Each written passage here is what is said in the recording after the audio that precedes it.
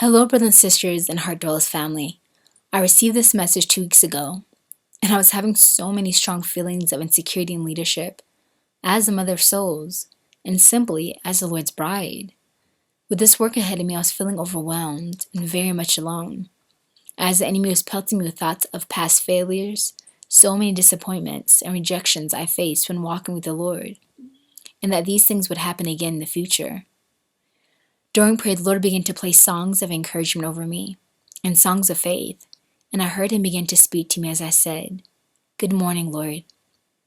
Jesus, here I am, been struggling with so many unknown feelings, so insecure with myself and with this work. Jesus began, "My beloved, I'm glad you're here. You and many of my brides have been hit with assignments of fear, insecurity, and doubt. When you feel insecure, you want to recoil. You don't trust yourself or trust me. Rather, you should never trust yourself, but always trust me. Do you remember? They hit you with the same assignments last year when you were preparing to leave." I thought to myself for a second and realized Jesus was right. I even did a message on it called Wandering and Insecure Brides, right about the same time when I thought I was going to leave in the summer of last year for Ghana. Yes, Lord, I remember. Well, they will continue to do so, beloved, and you will continue to fall into the snare when you look into the future without me in there. Insecurity caused you to look at yourself without me standing beside you, before you, and with you. Don't you see? Satan wants to eat away at your trust in me. Immediately I began to envision the scene from the movie Shack, where the father was in the canoe having a panic attack, and the canoe was cracking and sinking with black goo coming inside the boat, because he was so focused on the pain of having lost his daughter. However, Jesus was outside the boat right in front of him, with his hands extended to the Father, telling him to focus on him and not the boat sinking. Jesus chimed in, "Yes, it's much like that. When you take your eyes off of me in any situation or circumstance, you look and feel very much like that. But I never leave you, and I'm always there to call out your name and turn your head gently to fix your gaze upon me, and not on your pain, your circumstance, or uncertainties. So look at me." I realized I was now in the sinking canoe, and my eyes were fixed on all the torments, harassments, and pains of my past were coming up in my canoe, causing it to crack, sink, and be taken over by this black substance, and fear began to grip me. I looked up and saw Jesus walking on the water with a white robe, shining brightly with his hand extended out to me from the sinking canoe. I grabbed his hand as he beckoned me to step out the canoe and step out onto the water. I was now standing with Jesus, gripping his waist, as I stood next to him wobbly and afraid as we began to walk on the water. I felt so weird, as the water was coming between my toes, but yet it was firm. Jesus smiled. "You see, with me, you can do anything. Nothing's impossible when you cling to me, and when we do it together. Everything around you becomes firm, steady, at peace. Even the storm beneath your feet becomes calm waters when you're with me." I said, "This is amazing, Lord," as I looked ahead and didn't see any shore for miles, but vast ocean water and the beautiful radiant sun beaming on my face as I was with Jesus, the love of my life and my God of righteousness, next to me. At first I thought, this is daunting. Man, we'll have a long way to go. We'll be walking forever. Jesus, of course, heard my thoughts and said, "You're doing it again. You look at what's ahead and not me." I then turned and gazed into his eyes and felt such love and peace.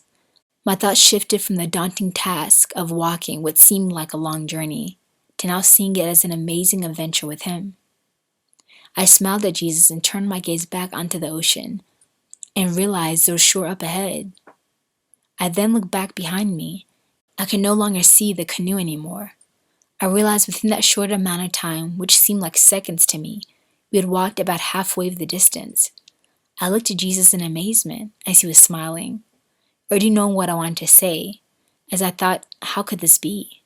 And Jesus said, "Again, I told you nothing's impossible when we do it together."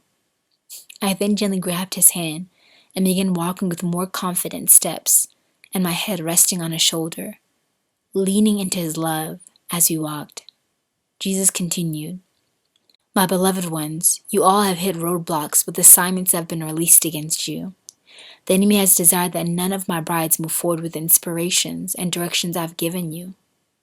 He's causing many of you to feel overwhelmed, fearful, and temptations to give up. My beloved ones, fix your gaze back on me.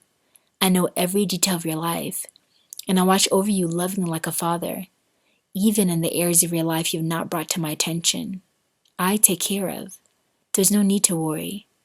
I've shown you the direction and inspiration, and I want you to forge ahead. Bind these demons of insecurity, fears, doubt, and unbelief. Renounce them, and remember to put on your armor daily. Then anytime a diabolical suggestion comes to your mind, cast it down immediately and say, I take your hand, Jesus, and take my eyes off my circumstance and fix my eyes upon you. You are faithful, and you are good. We're doing this together, and with you, all things are possible. Jesus, I trust you. Jesus, I trust you. Jesus, I trust you. The devils hate declarations of any kind that cause you to put your trust in me in the midst of the worst storm. It depresses the demons and causes them to flee. My brides, the battlefield will only get more difficult with Lent coming up. That is the time of the greatest purification and sanctification for my church and all my brides.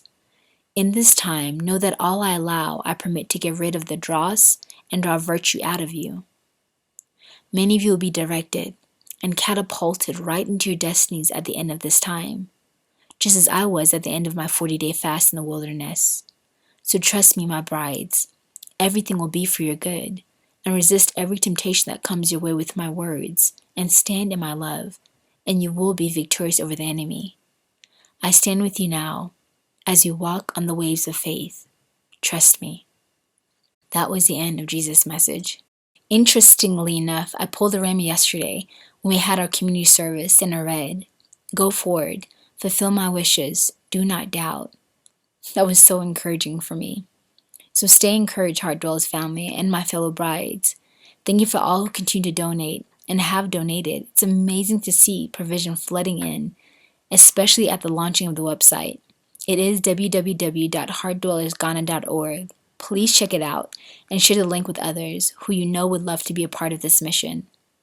Also, forgive me for those who have sent emails. I've been swamped, so please give me a day or two to catch up, and I'll get to you. God bless you guys until the next message.